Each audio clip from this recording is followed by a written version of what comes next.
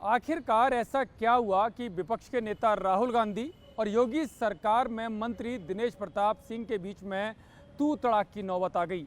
आखिरकार ऐसा क्या हुआ कि दिनेश प्रताप सिंह और राहुल गांधी एक दूसरे के ऊपर भड़क गए और इतना भड़के कि राहुल गांधी को ये तक कहना पड़ गया कि इस मीटिंग में केवल मेरी ही चलेगी। नमस्कार, मैं हूं यतेंद्र शर्मा और आज कड़क की बदकही में मैं चर्चा राहुल गांधी और दिनेश प्रताप सिंह यानी विपक्ष के नेता और योगी सरकार में मंत्री दिनेश प्रताप सिंह के बीच में तू तड़ाक के ऊपर मैं आज आपको बताऊंगा कि आखिरकार ऐसी नौबत क्यों आई। आखिरकार उस मीटिंग में ऐसा क्या हुआ कि योगी सरकार के मंत्री दिनेश प्रताप सिंह विपक्ष के नेता राहुल गांधी पर इतना उखड़ गए कि नौबत इतनी तू तड़ाक तक हो गई कि अमेठी के सांसद को बीच बचाव करने के लिए सामने आना पड़ा। आखिरकार ऐसा क्यों हुआ और कौन सी ऐसी परिस्थितियां थी कि राहुल गांधी और दिनेश प्रताप सिंह के बीच में जो कुछ हुआ वो पूरे देश ने देखा, और वो भी वो दिनेश प्रताप सिंह जो एक समय में गांधी परिवार के सबसे खास यानी कि बेहद करीबी नेताओं में गिने जाते थे। लेकिन इससे पहले मैं आपको बताऊंगा कि राहुल गांधी 2 दिवसीय दौरे पर अपने संसदीय क्षेत्र रायबरेली गए, क्योंकि इस बार वो जब लोकसभा चुनाव हुआ था 2024 का तो वो रायबरेली और वायनाड से जीते थे। हालांकि बाद में वायनाड से उन्होंने इस्तीफा दे दिया और अब वो रायबरेली के सांसद हैं। रायबरेली में उनका ये 2 दिवसीय दौरा था, जहां उनको अपने कार्यकर्ताओं से मिलना था, क्षेत्र की जनता से मिलना था, उनकी समस्याओं को जानना था। और ये उनका जब से वो सांसद चुने गए हैं यानी कि 2024 जून के बाद से, और अब तक उनके 4 दौरे हो चुके हैं, केवल 4 दौरे। इस पर भी लोग सवालिया निशान उठाते हैं कि सांसद होने के बाद वो अपने संसदीय क्षेत्र को सबसे कम समय देते हैं, जबकि आमतौर पर कोई भी सांसद होता है, किसी भी पार्टी का होता है या निर्दलीय होता है, वो अपने क्षेत्र में यानी कि अपने संसदीय क्षेत्र में ज़्यादा से ज़्यादा समय गुजारता है, अपने लोगों की समस्याएं सुनता है।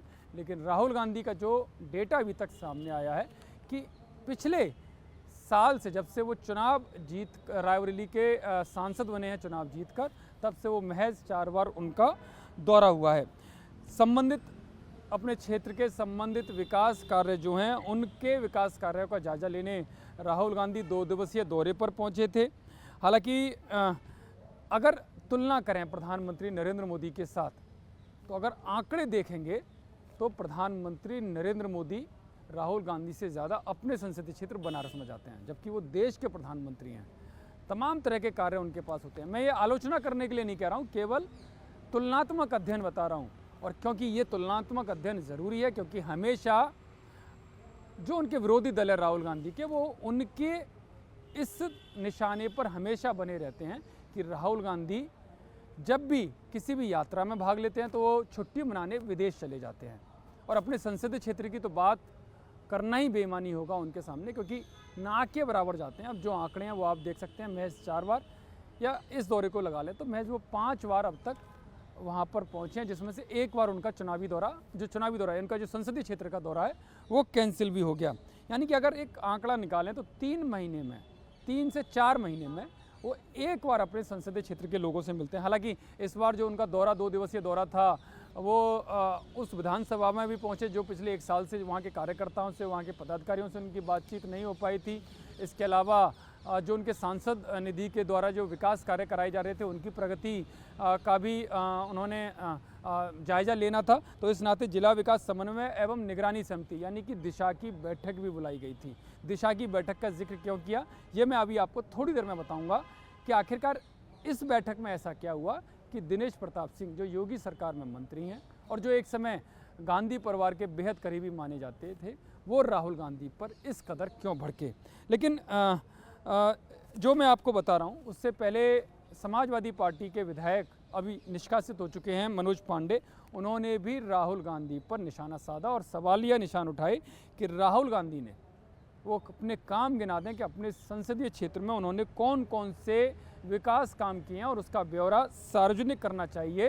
लेकिन इससे पहले जो दिशा बैठक में, क्योंकि ये दिशा बैठक थी जिसमें यह हंगामा हुआ। हालांकि इससे पहले हंगामा तो तभी शुरू हो गया था जब राहुल गांधी अपने दौरे पर पहुंचे 29 अप्रैल जो बुधवार को इसी मुद्दे पर जो दिनेश प्रताप सिंह ने उनका काफिला रोकने की कोशिश की और जब काफिला नहीं रोक पाए तो विरोध में सड़क पर बैठ गए। बड़ा हंगामा उस वक्त हुआ, पुलिस प्रशासन को खासी मशक्क़त उस दौरान करनी पड़ी। लेकिन मनोज पांडे, उनसे पहले जो मनोज पांडे सपा से निष्कासित हो गए हैं क्योंकि बीजेपी प्रत्याशी का उन्होंने समर्थन किया था, तो उनको सपा से निष्कासित कर दिया गया। और लेकिन उन्होंने भी प्रधानमंत्री मोदी की मां के खिलाफ जिस तरह से अमर्यादित टिप्पणी की गई थी बिहार में राहुल गांधी की यात्रा के दौरान, उस पर उन्होंने राहुल गांधी से माफ़ी मांगने की बात कही। राहुल गांधी ने साफ तौर पर माफ़ी मांगने से इनकार कर दिया, जिसके बाद उन्होंने बैठक का बहिष्कार कर दिया। उसके बाद बैठक शुरू होती है और राहुल गांधी जो वहाँ का दावा है, जो दिनेश प्रताप सिंह या दूसरे नेता जो दावा कर रहे हैं कि एक एजेंडा मीटिंग का होता है और उस मीटिंग के एजेंडे के तहत ही मीटिंग की कार्रवाई चलती है, लेकिन राहुल गांधी ने उस एजेंडे से अलग हटकर बातें करनी शुरू कर दी और मीटिंग को चलाने की कोशिश की, और जिसका विरोध राज्य मंत्री दिनेश प्रताप सिंह ने किया। और जब उन्होंने टोका टोकी की कि आप एजेंडे के बाहर जाकर मीटिंग नहीं चला सकते, तो राहुल गांधी गर्म हो गए और उसके बाद बहस शुरू हुई। राहुल गांधी ने दिनेश प्रताप सिंह से कहा कि इस मीटिंग की अध्यक्षता मैं कर रहा हूं, यानी कि दिशा जो मीटिंग होती है उसकी अध्यक्षता वहां का लोकल सांसद करता है, और रायबरेली में ये मीटिंग हो रही थी, तो उस नाते राहुल गांधी को इसकी अध्यक्षता उसकी वो कर रहे थे।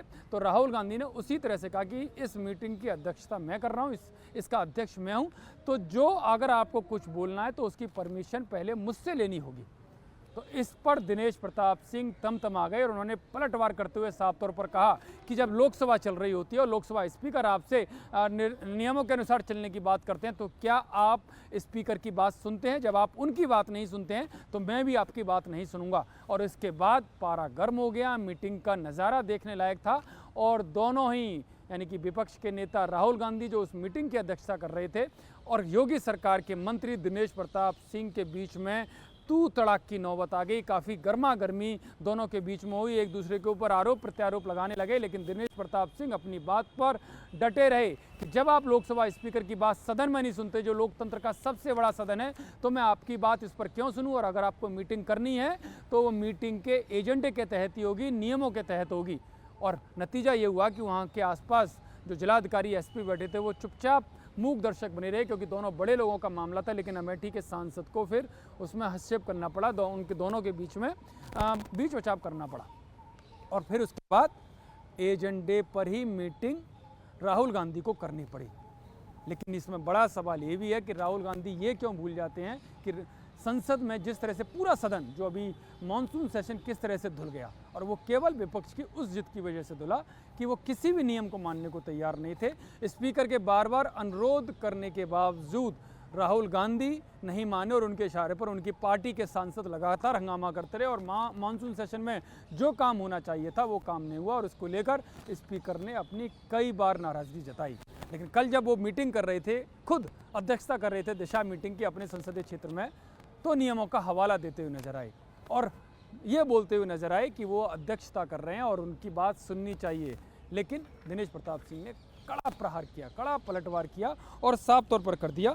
और उसके बाद मीटिंग का नज़ारा सबके सामने है। और 29 अप्रैल 2025 को भी दिनेश प्रताप सिंह ने, जब उनका दौरा हुआ था उससे पहले 29 अप्रैल 2025 को, तब भी उन पर पलटवार किया था और उनको नकली और फसली हिंदू बताया था। कहा कि ये विकास के लिए नहीं, ये केवल नकली हिंदू हैं, फसली हिंदू हैं और मौसम देखकर ये हिंदुत्व की राजनीति करते हैं। हालांकि कल जो हुआ वो शायद ही किसी ने कल्पना की होगी। और उसके बाद तो दोनों ही पार्टियों के कार्यकर्ता आमने सामने 2 दिन के दौरान आ गए। हालांकि उनका दौरा जरूर खत्म हो गया, लेकिन बीजेपी और कांग्रेस के कार्यकर्ताओं में वो तनातनी लगातार देखने को मिली। और सवालिया निशान ये भी उठा कि राहुल गांधी एजेंडे से इतर क्यों मीटिंग करना चाहते थे, वो क्यों नियमों की अवहेलना कर रहे थे, और वो खुद उस परंपरा का हवाला दे रहे थे जो वो खुद संसद में नहीं मानते हैं।